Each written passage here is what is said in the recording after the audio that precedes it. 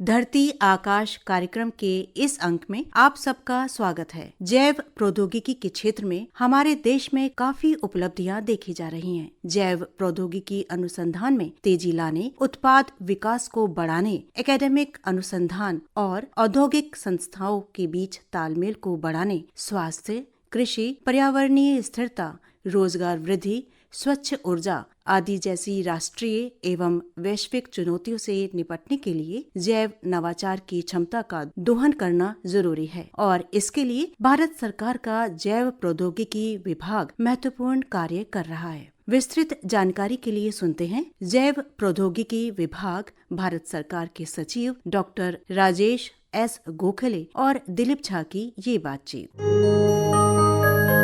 हम सब जानते हैं कि पिछले कुछ सालों से जब भी हम देश की प्रगति की, विकास की बात करते हैं, विज्ञान एवं प्रौद्योगिकी की बात होती है, उस विज्ञान एवं प्रौद्योगिकी में जैव प्रौद्योगिकी विभाग की एक अलग पहचान बन रही है। पिछले 10 सालों में डॉक्टर राजेश एस गोखले, सचिव जैव प्रौद्योगिकी विभाग हमारे साथ हैं। आपका आकाशवाणी के कार्यक्रम में स्वागत है। जैव प्रौद्योगिकी विभाग अब अपने कार्यों से अपनी पहचान बना रहा है, खास करके जब भारत सरकार का जो फ्लैगशिप प्रोग्राम है जिसमें स्टार्टअप इंडिया है, जिसमें स्वच्छ भारत की बात होती है, स्वस्थ भारत की बात होती है, उस सब के लिए अभी हाल ही में आपने इसी महीने भारत जीनोम कॉन्क्लेव जो हुआ था उसमें भारत जीनोम डाटा रिलीज किया है। तो हम चाहेंगे कि इसकी शुरुआत यहीं से करें कि ये क्या है, किस तरह से ये आने वाले समय में महत्वपूर्ण है। सबसे पहले आपका धन्यवाद बोलूँगा कि आपने मेरे को इस कार्यक्रम में आपने आमंत्रित किया मेरे को। आई थिंक एक बहुत ही इम्पोर्टेंट प्रश्न आपने पूछा, जो जीनोम इंडिया का जो बड़ा सा प्रोग्राम जो डिपार्टमेंट ऑफ बायोटेक्नोलॉजी ने जो किया है। आई थिंक इसके अंतर्गत डिपार्टमेंट ऑफ बायोटेक्नोलॉजी ने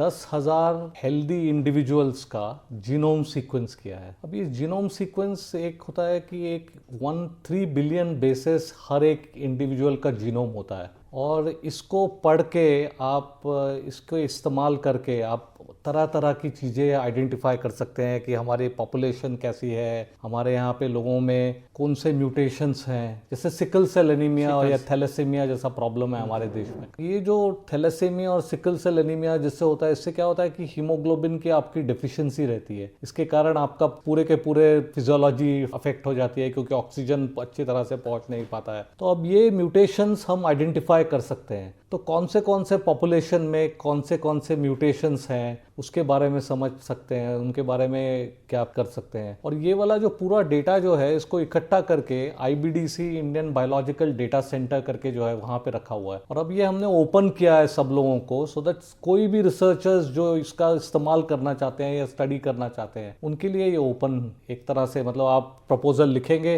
तो आपको इवेल्युएट करके दिया जाएगा और उसके बाद आप समझ सकेंगे उसमें कि कैसी हमारी पॉपुलेशन है, इसकी जीनोमिक्स में क्या क्या खासियत है हमारे देश में। क्योंकि अभी तक इंडिया का डेटा अवेलेबल ही नहीं है। जो भी डेटा अवेलेबल है वो कॉकेशियन पॉपुलेशन का अवेलेबल है या यूके का अवेलेबल है या यूरोप का अवेलेबल है। हमारे इंडिया का डेटा पहली बार ही अवेलेबल होगा। अब इंडिया में हमारी अलग अलग की जातियां हैं, अलग अलग की पद्धतियां हैं और लोगों का बहुत सालों से, हमारा बहुत पुरातन देश है एक्चुअली। तो इसके कारण एक बहुत ही एक अनयूजुअल एक हमको चीज़ें पता लगेंगी इसमें। रेयर डिजीजेस जिसको बोलते हैं, जिसको रेयर वेरिएंट्स जैसे मस्कुलर डिस्ट्रॉफी होता है या ऐसे जो डिजीजेस होते हैं जो कि आप थोड़े से ओल्डर जिसको कहते हैं कि जैसे जैसे आप बड़े होते हैं तो वो डिजीज एकदम दिखने लग जाती है। तो इन डिजीज को किस तरह से हम ढूंढ पाएंगे पहले, ये एक बहुत जरूरी माध्यम बनेगा इस चीज़ का, क्योंकि ये एक बेसलाइन डेटा हमको बताता है कि कौन से हमारे म्यूटेशन से नहीं होगा। अब इसके ऊपर डिजीज म्यूटेशन स्टडी करेंगे तो इस नया ही कार्यक्रम हो सकता है और एक ये बहुत इंपॉर्टेंट रहेगा हमारे देश के लिए मेरे हिसाब से। निश्चित रूप से इसके सकारात्मक परिणाम भी आएंगे और खास करके जब हम स्वस्थ भारत की बात करते हैं,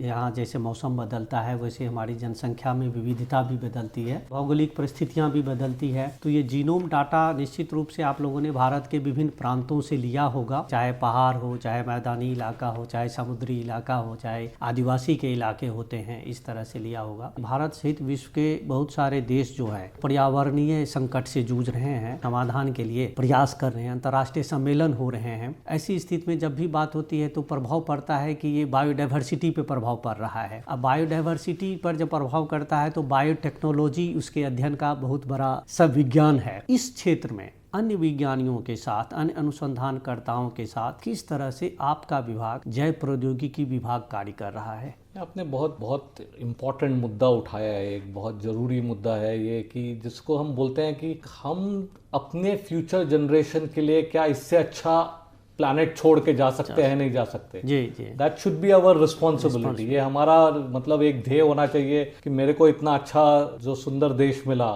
क्या मैं अपने जो नेक्स्ट जनरेशन जो आएगी उनके लिए इससे अच्छा छोड़ के जा सकता हूँ। तो इसके लिए जो हमको नेचुरल रिसोर्सेस हैं उसका अच्छी तरह से इस्तेमाल करना सीखना पड़ेगा। उसी को किस तरह वर्षों वर्ष मतलब हर साल करते हुए कैसे इतने सालों तक कैसे रीजनरेटिव प्रिंसिपल्स यूटिलाइज करके उसको एक तरह से एक नया स्वरूप दिया जा सकता है। और इसी के लिए डिपार्टमेंट ऑफ बायोटेक्नोलॉजी ने और हमारे गवर्नमेंट ऑफ इंडिया ने एक पॉलिसी निकाली है जिसको कहते हैं bio E3 policy, actually biotechnology for economy, environment and employment. इसका स्वरूप यही बताता है कि आगे जाके जो हमारा एक बहुत इंपॉर्टेंट अंग जो इकोनॉमी का बनने वाला है वो बायो इकोनॉमी का बनने वाला है। और बायो इकोनॉमी ये है कि बायोलॉजिकल रिसोर्सेस को किस तरह इस्तेमाल किया जाए सो दैट वो सस्टेनेबल भी रहे पर वैल्यू ऐड भी करते रहे। और इसीलिए माइक्रोबियल रिसोर्स जो हमारे देश का जो है एक बहुत ही बड़ा इंपॉर्टेंट रिसोर्स है। आप इतने अलग अलग तरीके के माइक्रोब्स होते हैं हमारे यहाँ पे, आप देखेंगे जो माइक्रोब्स पानी में भी होते हैं, प्लांट्स में भी होते हैं, सॉइल में भी होते हैं, और वो अलग अलग चीजें हमारे लिए बनाते रहते हैं। जैसे खाद, सॉइल का जो खाद ही जो होता है जिसमें माइक्रोबियल उसका जो रिसोर्स जो होता है उसी का डिप्लीशन होता जा रहा है, हमारी सॉइल की हेल्थ खराब होती जा रही है। तो इसको किस तरह से कार्बन नाइट्रोजन फिक्सेशन करके आप वहीं पे कर सकते हैं, फॉस्फेट एसिमिलेट कर सकते हैं। तो ये सब एक तरह से कैसे अपने ही जो चीजें हैं उसी को अच्छी तरह से इस्तेमाल करके नेक्स्ट फ्रंटियर्स की तरफ बढ़े, इसके लिए बायोटेक्नोलॉजी एक विशेष रूप से फोकस तरीके से काम कर रहा है। वैदिक शास्त्रों में लिखा हुआ है कि जैसा खाते हैं अन्न वैसे होता है हमारे मन। जैसे हमारे मन होते हैं, विचार होते हैं, कर्म में आते हैं, कर्म का फल सामने वाले पे, समाज पे और देश पे पड़ता है। आपने एक बात बताई कि किस तरह से जो अन्न उपजेगा जमीन से और जमीन का स्वास्थ्य खतरे में है, तो जमीन का जो स्वास्थ्य है, धरती का जो स्वास्थ्य है, मिट्टी का, उसकी उर्वरता को बनाए रखने के लिए सूक्ष्म जीवाणुओं का क्या महत्व है, कैसे उनको बना के रखा जाए, उनका उपयोग किया जाए, इस बारे में आप बात की। साथ ही हम देखते हैं कि अंधाधुंध विकास तो हो रहा है लेकिन पर्यावरण के शर्तों पे हो रहा है, उसका नुकसान हो रहा है, औद्योगिक विकास की बातें हो रही है। आपकी जैव प्रौद्योगिकी विभाग और जैव प्रौद्योगिकी जो तकनीक है, इसके द्वारा जो स्टार्टअप इंडिया है, इस क्षेत्र में क्या क्या कार्य हो रहे हैं, कितनी उपलब्धियां रही हैं, और जो आने वाले लोग हैं, जो युवा लोग हैं, इनको इसमें कितने अवसर, अपॉर्चुनिटीज हैं कोर्सेज में, स्टडी में और कैरियर बनाने में? आई थिंक आपने ये एक बहुत ही उत्कृष्ट बात कही कि स्टार्टअप्स जो हैं वो एक इनोवेटिव टेक्नोलॉजीज बनाने में भारत की भूमि में एक बहुत ही इम्पोर्टेंट रोल प्ले कर रहे हैं और करने भी वाले हैं फ्यूचर में। अब 2014 से ही देखिएगा, 2014 से बायोटेक स्टार्टअप्स 80 के करीब थे उस वक्त, अब आज चल के वो 8000 से ऊपर हो गए हैं। डिपार्टमेंट ऑफ बायोटेक्नोलॉजी में जो बायरैक करके जो हमारा एक PSU है, पब्लिक सेक्टर अंडरटेकिंग है, उन्होंने क्या किया है कि उन्होंने अलग अलग जगह पे देश में बायो इंक्यूबेटर्स खोले। और ये बायो इंक्यूबेटर्स में काफ़ी सारे कंपनीज इंक्यूबेट करते हैं, अपने टेक्नोलॉजीज बनाते हैं, उनको एक एनवायरनमेंट प्रोवाइड किया जाता है उनको, क्योंकि एक कंपनी बनाने के साथ अगर रिसर्चर को कंपनी बनानी हो तो आपको बिजनेस साइड भी देखना पड़ता है, लीगल साइड भी देखना पड़ता है, कंप्लायंसेस भी देखने पड़ते हैं। तो ये इंक्यूबेटर्स आपको सब कुछ चीज़ें प्रोवाइड करते हैं। और इस तरह से एक स्टार्टअप जो एक मुहिम तैयार हो गया है जिससे हमारे देश में कि एक युवा चाहता है कि मैं भी कुछ नया करूं। और ये स्टार्टअप इंडिया जो ऑनरेबल प्राइम मिनिस्टर ने हमारे ये प्रोग्राम चलाया, उससे ये एक बहुत ही बड़ा इंपॉर्टेंट अंग है। और आप सोच के ये हैरान होंगे कि every 1 in 3 startup is a biotech startup these days actually. बहुत अच्छा। So it's a very commendable activity that is going on actually, and I think it is increasingly growing at a pace that is unprecedented. अब हमको यही देखना है कि ये startups जो हैं इनका इनोवेशन किस तरह से वैल्यू चेन में इंक्रीज होता रहे सो दैट ये बिजनेस के एंगल से भी सक्सेसफुल बने। एक तो आइडिया होता है, आइडिया से आप कुछ स्टार्ट करते हैं, लेकिन उसको आगे तक ले जाने के लिए आपको बहुत सारी चीज़ें लगती हैं। तो इसी में हमारा एक सबसे बड़ा जो प्रायोजन एक बायो E3 पॉलिसी में हमने जो इकोनॉमी के लिए रखा है, उसमें यही है कि आप इनको स्केल अप एक्टिविटीज़ करने के लिए, क्योंकि जो भी चीज़ है लैब लेवल पे करने के बाद उसको स्केल अप करते हैं, फिर उसको रेगुलेटरी, बायोटेक्नोलॉजी में रेगुलेटरीज होते हैं काफ़ी सारे, क्योंकि हर कुछ चीज़ ऐसे ही रिलीज नहीं की जा सकती।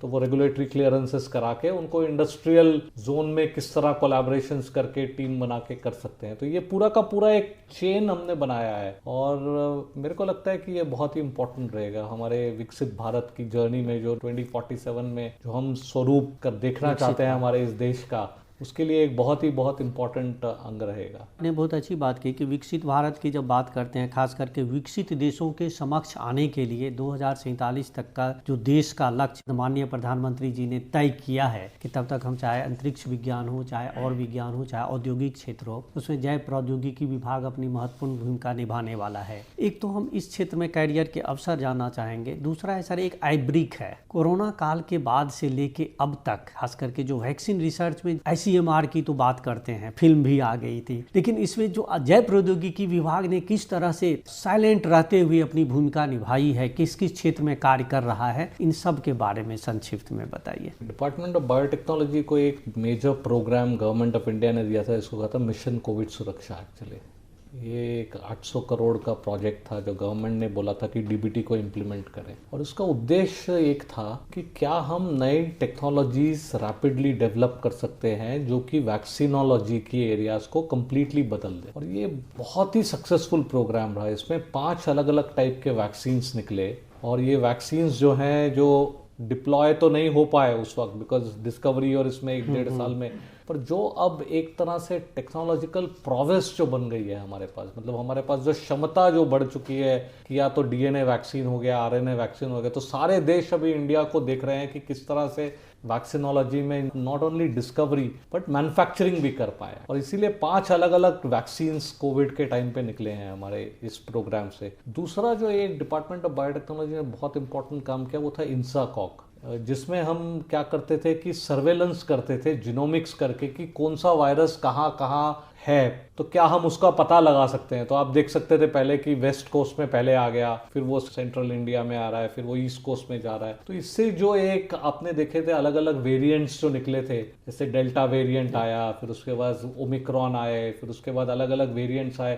तो इसको ट्रैक करने से हमको पता लगा कि ये वेरिएंट्स है तो ठीक है, इससे खतरा नहीं होगा। ये डेल्टा वेरिएंट में आपको ऑक्सीजन की जरूरत लगेगी, तो पहले से ही आप प्रिपरेशन कर लीजिएगा उस रीजन में। तो ये बहुत ही महत्वपूर्ण एक्टिविटी डिपार्टमेंट ऑफ बायोटेक्नोलॉजी ने पूरे कंट्री में कोऑर्डिनेट करके बुलाई। तो इसके लिए 53 इंस्टीट्यूशंस टुगेदर मिलके काम किए। तो आपने बिल्कुल सही कहा कि DBT ने तो बहुत ही, जिसको क्या कहते हैं कि एक अमेजिंग काइंड ऑफ वर्क किया उस वक्त एक्चुअली। और not only DBT but it was coordinated on the complete activity of an entire nation. So this is a very creditable stuff actually. दूसरा कुछ चीजें अभी जो हमने डिपार्टमेंट से एक नया PhD प्रोग्राम जो हमने शुरू किया है उसके बारे में बताना चाहूँगा। जी, क्योंकि ये बहुत इंपॉर्टेंट है कि हम वक्त के साथ अपने अपने प्रोग्राम्स को भी बदलते रहे। अब आप देखेंगे कि PhD प्रोग्राम जो है वो 19th सेंचुरी में शुरू हुआ था, जिसमें जब 19वीं सेंचुरी में इस तरह से था कि एक PhD डिग्री आपको मिलेगी अगर आप थीसिस लिखेंगे करके। उससे पहले ऐसे था कि जो भी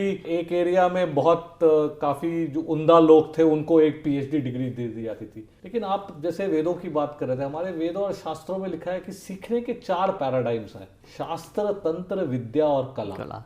शास्त्र, तंत्र, विद्या, कला जो है हमारे इसमें शास्त्र बिल्कुल अच्छी तरह से सिखाया जाता है, स्पेशलाइज्ड नॉलेज हमारे को सिखाई जाती है कि क्या क्या हो। तंत्र में जो है जिसको कहते हैं कि डॉक्ट्राइन्स एंड प्रिंसिपल्स जो सीखते हैं हमारे PI से लेके, फिर डीप नॉलेज जो विद्या आती है। विद्या टू कला ट्रांजिशन में हमारे सब जगह रह जाते हैं। जो PhD स्टूडेंट जो है वो विद्या तो सीख लेते हैं, पर अब इसके बाद इस विद्या का किस तरह इस्तेमाल किया जाए, इसमें बहुत चैलेंज है। तो इसीलिए हमने एक I3C प्रोग्राम स्टार्ट किया है। प्रोग्राम का यही प्लान है कि इसमें क्या कहते हैं कि आइडिएट, इमर्स और इनोवेट थ्रू कोलैबोरेशन। तो इसका प्रिंसिपल ही ये है कि PhD में क्या हो गया है कि लोग बहुत ही ज़्यादा स्पेसिफिक नॉलेज में डीप में चले जाते हैं। अब ये करना भी जरूरी है क्योंकि डीप नॉलेज जरूरी है, बट अब उससे क्या हो जाता है कि आप जो ब्रेथ है वो लूज हो जाती है। तो जैसे आपको बाकी के बारे में जो अध्ययन नहीं हो पाता है उसमें, तो इस तरह से हमने एक कोलैबोरेटिव एक नेटवर्क पीएचडी प्रोग्राम खोला है। उसमें हम क्या करते हैं कि पहले प्रॉब्लम आइडेंटिफाई करते हैं, उन प्रॉब्लम्स में 5-6 प्रॉब्लम्स रिलेटेड है। जैसे आप देखेंगे डायरेक्ट सीडेड राइस, कि राइस को पानी में ही क्यों लगाएं, सीधा सॉइल में क्यों नहीं लगा सकते, ठीक है, कौन पानी से सॉइल उसमें डर के। तो ये करने के लिए क्या क्या चीजें करनी पड़ेंगी अगर हमको ऐसी राइस की वैरायटी निकालनी पड़ेगी। तो इस तरह से 5-8 पीएचडी स्टूडेंट्स के प्रॉब्लम्स आइडेंटिफाई किए, फिर वो पीआई जो जिसको कहते हैं साइंटिस्ट आइडेंटिफाई किए अलग अलग इंस्टीट्यूशन में, उनमें हमने पीएचडी स्टूडेंट दे दिए। तो हर एक स्टूडेंट इन डेप्थ काम तो करेगा ही करेगा, लेकिन वो दूसरों के साथ नेटवर्क करने से, कोलैबोरेट करने से वो भी चीजें सीख पाएगा। तो इस तरह का एक बड़ा इंटरेस्टिंग पीएचडी प्रोग्राम स्टार्ट किया है हमारे हिसाब से, और ये एक बहुत इंपॉर्टेंट एक्टिविटी रहेगा फ्यूचर में कि किस तरह पीएचडी जो एक इंडिविजुअल एंटरप्राइज से कलेक्टिव कोलैबोरेटिव एंटरप्राइज बन जाए, एक क्लस्टर इफेक्ट से। करेक्ट। और ये एक बहुत ही हमारे ख्याल से एक अच्छा इंपॉर्टेंट प्रोग्राम हमने शुरू किया है। निश्चित रूप से जब इसके आउटकम आएंगे तो ये बहुत ही लाभदायक होगा। अंत में एक चीज़ और जानना चाहेंगे कि ऐसा कहा गया कि भारत एक ऐसा देश है जहाँ सरस्वती और लक्ष्मी का वैर रहा है, लेकिन अब विज्ञान एवं प्रौद्योगिकी की इस तरह की योजनाओं, जैसा कि आपने विस्तृत रूप से बताया है कि भारत ऐसा देश बनने जा रहा है जो सरस्वती का अध्ययन करेगा, लक्ष्मी का उपार्जन करेगा। ये जो कथन है जो पहले कहा गया है, इसमें डिपार्टमेंट ऑफ बायोटेक्नोलॉजी के इस क्षेत्र में लोग आएँ, अवसर ढूंढें और साबरता से ढूंढें, इसमें एक जिम्मेवारी की भी बात होती है। तो वैज्ञानिकों के लिए जो सामाजिक जिम्मेवारी है, सोशल रिस्पॉन्सिबिलिटी ऑफ साइंटिस्ट, और विज्ञान के प्रति जो समाज की जिम्मेवारी होनी चाहिए, इसको एक मैसेज के रूप में हमारे सुनने वालों को बताइए। बहुत बढ़िया बात कही आपने। एक्चुअली जो वैर जो हमारे अननेसेसरी है मेरे हिसाब से, क्योंकि क्या है कि देश की प्रगति में इकोनॉमी बहुत इंपॉर्टेंट रोल प्ले करती है। अभी आप जो विकसित देश है वो देखेंगे तो वो देशों के पास इतना फायर पावर है, जिसको मैं बोलता हूँ पैसा, infrastructure, capital, people and other things, कि वो लोग एक प्रॉब्लम्स को लेके टैकल कर सकते हैं फटाक। हमारे देश में टैलेंट की कमी तो है नहीं, हमारे देश में लोगों की कमी नहीं है, हमारे देश में बहुत आइडियाज़ हैं। हमारे देश में यही है कि कैपिटल नहीं है, रिस्क कैपिटल खास करके, जो साइंस के लिए जिसको रिस्क कैपिटल बोलेंगे, वो कैपिटल अवेलेबल नहीं है। अगर हम इकट्ठा करके एक बना दें तो हमारे यंगर जनरेशन इस देश को पूरा बदल देगा। और वो इतने एम्बिशियस हैं और इतने उत्तेजित हैं इस वक्त हमारी नए गवर्नमेंट के बैकिंग से, और नए नए प्रोग्राम्स आ रहे हैं, जो आपने स्टार्टअप इंडिया और बाकी के जो बोले काफ़ी सारे आत्मनिर्भर भारत और वगैरह जो मेक इन इंडिया प्रोग्राम्स हैं, इन सब प्रोग्राम्स के थ्रू कंप्लीटली राष्ट्र का पूरा नवनिर्माण करने के तरफ है ये पूरा। और मेरे हिसाब से ये होके ही रहेगा। और बायोटेक्नोलॉजी एक बहुत ही इंपॉर्टेंट कड़ी रहेगी इसमें, क्योंकि इसमें जो है इनोवेशन ही नहीं है, सस्टेनेबिलिटी और सेल्फ रिलायंस के पैरामीटर्स हैं। और ये इससे क्या होता है कि इंटरनेशनल रिलायंस कम हो जाएगा, जिसको सप्लाई चेन बोलते हैं आप, पूर्ति के जो एक श्रृंखला है कि कमी न महसूस होती रहे। बिल्कुल सही। तो किसी चीजों की कमी ना रहे, तो उसको पूरा करने के लिए सस्टेनेबल और रिसाइक्लेबल रिसोर्सेस बायोटेक्नोलॉजी ही प्रोवाइड करेगा। मेरे हिसाब से यंगर जनरेशन को बोलूंगा कि बायोटेक को अपनाइए और हरा धन पाइए। जी। और डिपार्टमेंट ऑफ बायोटेक्नोलॉजी को आजकल हम वैसे ही हम बोलते हैं कि डिलीवरिंग अ बेटर टुमारो, आजकल डिपार्टमेंट ऑफ बायोटेक्नोलॉजी की तरह। तो ये this is a delivering a better tomorrow. Doctor Rajagopal Chidambaram ji, जिनका हाल ही में देहांत हुआ है, पद्म भूषण और पद्मश्री थे, वो आयातित तकनीक का विरोध करते थे। उनका मानना था कि किसी दूसरे देश से उसकी तकनीक अपनाते हैं, मांगते हैं, तो अपनी अच्छी तकनीक हमें नहीं देता है और वो अपनी आउटडेटेड तकनीक देता है। अब वो हमारे हो सकता है कि काम की नहीं हो, इसीलिए हमें अपने देश की अपनी तकनीक अपनी आवश्यकताओं के अनुसार विकसित करनी चाहिए। आपने अपनी बातचीत में बिल्कुल जैव प्रौद्योगिकी विभाग जो अपने अनुसंधान कर रहा है, अपनी तकनीक विकसित कर रहा है, आपने भारत जीनोम डाटा की बातें की, आपने कैरियर प्रोग्रेशन के लिए जो PhD कोर्सेज की बात की, ये निश्चित रूप से अपनी तकनीक इस देश की होगी और इससे हमारे देश का भविष्य बनेगा। 2047 का विकसित भारत में इनकी उपलब्धियां दिखेगी। डॉक्टर राजेश एस गोखले जी, आप ने इतनी महत्वपूर्ण बातें बताई इन सब विषयों पे और आकाशवाणी के लिए समय दिया हमें, इस सब के लिए आपका बहुत बहुत धन्यवाद। बहुत बहुत धन्यवाद जी। जैव प्रौद्योगिकी अनुसंधान स्वास्थ्य, कृषि, पर्यावरणीय स्थिरता, रोजगार वृद्धि आदि क्षेत्रों में उपलब्धियों और योजनाओं के बारे में अभी आप जैव प्रौद्योगिकी विभाग, भारत सरकार के सचिव डॉक्टर राजेश एस गोखले और दिलीप झा की ये बातचीत सुन रहे थे। इसी के साथ धरती आकाश का यह अंक संपन्न होता है। वाचन स्वर था प्रभा कुमार का और प्रस्तुतकर्ता थे दिलीप झा।